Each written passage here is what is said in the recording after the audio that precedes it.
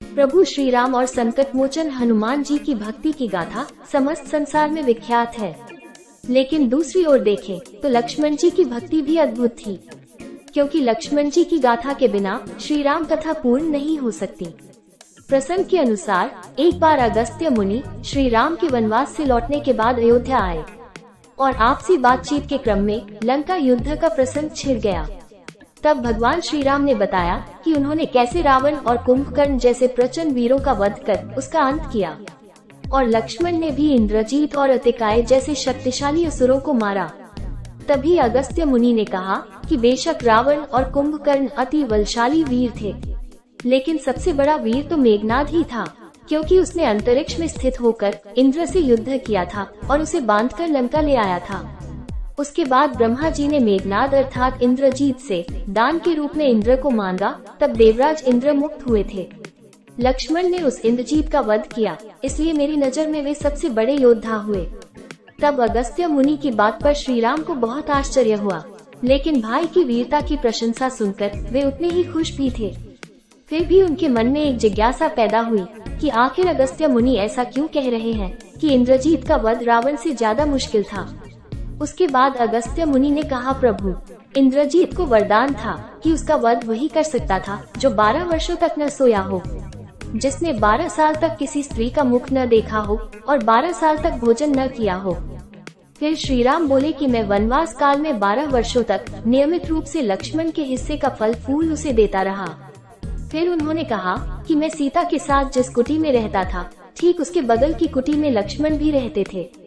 फिर लक्ष्मण सीता का मुख भी न देखा हो और 12 वर्षों तक सोया भी न हो, ऐसा कैसे संभव हो सकता है।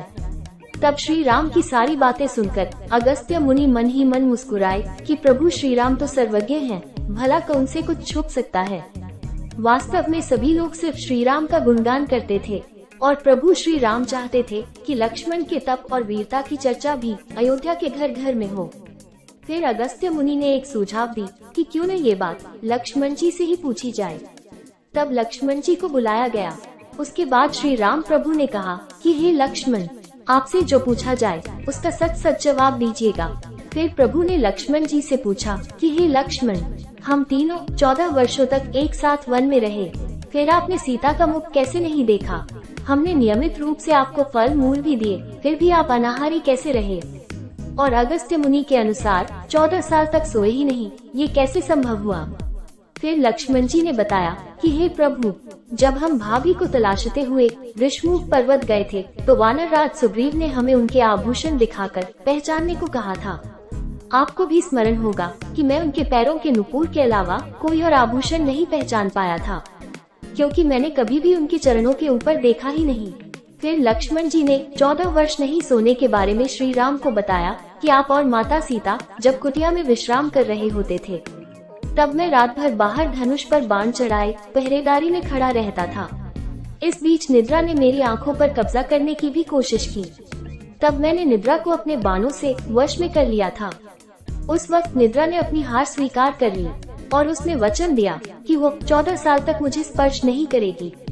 वो तभी मुझे स्पर्श करेगी जब मैं वनवास काल के बाद आपके और माता सीता के साथ अयोध्या लौटूंगा। इसलिए आपको याद होगा कि जब आपका राज्याभिषेक हो रहा था, उस समय मेरे हाथ से छत्र गिर गया था। फिर लक्ष्मण जी ने 14 साल तक निराहार रहने का रहस्य बताया। उन्होंने कहा कि प्रभु, मैं जो फल फूल लाता था, आप उसके 3 भाग करते थे। एक भाग देकर आप मुझसे कहते थे कि लक्ष्मण, ये फल रख लो। आपने कभी फल खाने को नहीं कहा, फिर बिना आपकी आज्ञा के मैं उसे खाता कैसे। मैंने उन्हें संभाल कर रख दिया करता था। आज भी सभी फल उसी कुटिया में रखे होंगे। फिर प्रमाण के तौर पर प्रभु के आदेश मानकर लक्ष्मण जी चित्रकूट की कुटिया में से वे सारे फलों की टोकरी लेकर आए और दरबार में रख दिया। जब फलों की गिनती हुई तो 7 दिन के हिस्से के फल नहीं थे।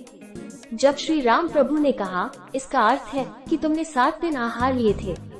उसके बाद लक्ष्मण जी ने 7 दिनों का फल कम होने के बारे बताया कि उन 7 दिनों में फल आए ही नहीं थे, जिसका कारण उन्होंने बताया कि जिस दिन हमें पिताश्री के स्वर्गवासी होने की सूचना मिली, उस दिन हम लोग निराहारी रहे थे।